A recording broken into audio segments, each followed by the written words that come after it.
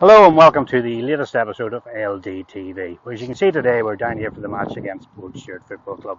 Distillery's first home game of the season. I'm only on the 21st September, but hey, who am I to comment? Anyway, it should be a good game, so let's go straight in and look forward to the highlights.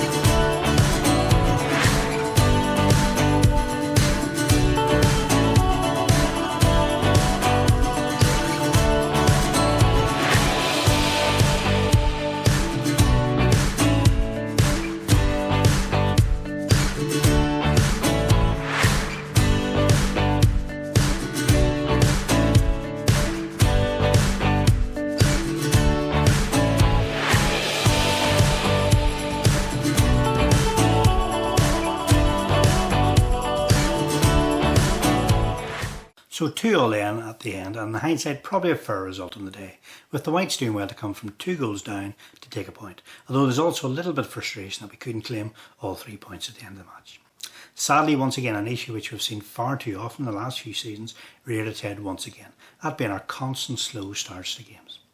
First 15 minutes could have saw us dead and buried, but once we got beyond that period, then we really lifted our game, and it fully deserved at least a draw from the match. Somehow or other, however, we do need to learn to come out of the traps a little bit quicker, and go after the opposition from the start of the game.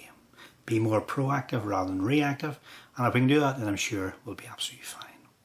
Elsewhere in the Bluefin Sports Premier Individual League on Saturday, Anna United made it 3 wins from 3 games played, although they were 4-1 up after 40 minutes and were then hauled back in by Limavady to 4-3 before eventually settling themselves and seeing the game home. Bangor and Newington also remain with 100% records, with Bangor thumping Armagh City 6-3, thanks mainly to a hat-trick from former Distillery player Mark Cooling, with Newington winning 1-0 at Donaldstown thanks to a Johnny Gowdy penalty. Elsewhere in the final game of the day, Tobermore snatched a 1-1 draw at Banbridge, courtesy of a 93rd minute leveller from Ryan Whiteside. Looking now at the league standings, we can see that the Whites point moves them up into 5th place in the table on 5 points, with Anna United continuing to lead the way on 9 points. Limavady United remain the only side still to pick up a point this season. After Saturday's game against Port Stewart, I sat down with Whites captain Aaron Harris to get his thoughts on Saturday's game and also how the recent change in management has impacted on things at the club. And here's what Aaron had to say. Aaron, first of all, that was a strange game of football. I think even the first half was a game of 2 halves. Started slowly, picked it up from there. Your thoughts first of all on the first half? Just like you said, first 20-25 minutes. To be fair, we haven't really come out of the traps.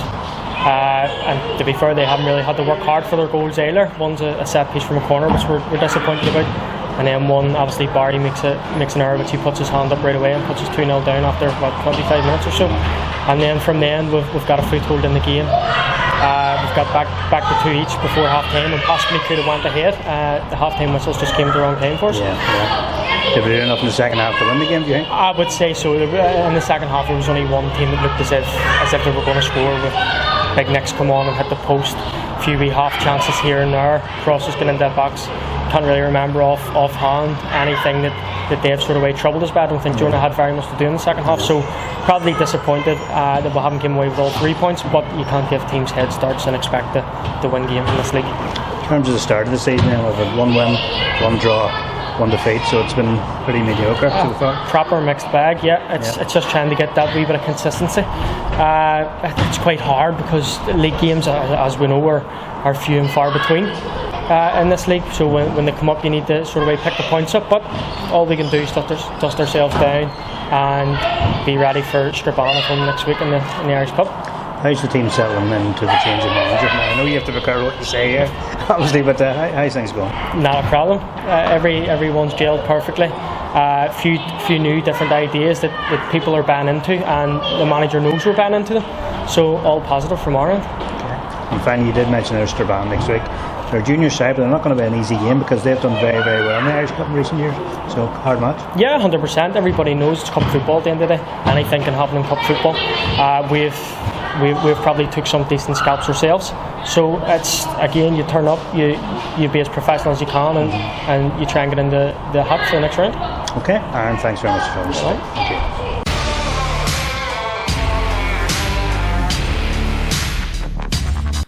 Lisburn Distillery's annual Golf Day will take place this year on Sunday the 6th of October and will once again be held at Ballyclare Golf Club.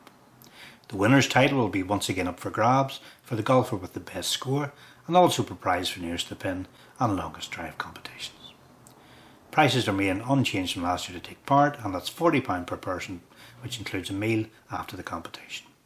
There's also a whole sponsorship available for £200, which includes a free 4-ball and meals for that sponsor, and individual hold sponsorships also available without the 4-ball offer at a cost of £50 per hole. Supporters who do not wish to play but would like to attend the meal can do so for a cost of £15 per person. And further details on this great event can be found on the club website and social media. So that concludes today's show. But just before we do go, it's a reminder that our next game will be this Saturday, that's the 28th of September, when we host Strabane Athletic in the second round of this season's Irish Cup. Kick-off in that game has been recently set for 1:30pm, however this is subject to change, so please check our social media feeds before setting off to the match. Okay, thank you so much for tuning in once again, and hopefully we'll see you again next time round. Until then, it's bye for now. Come on you Whites.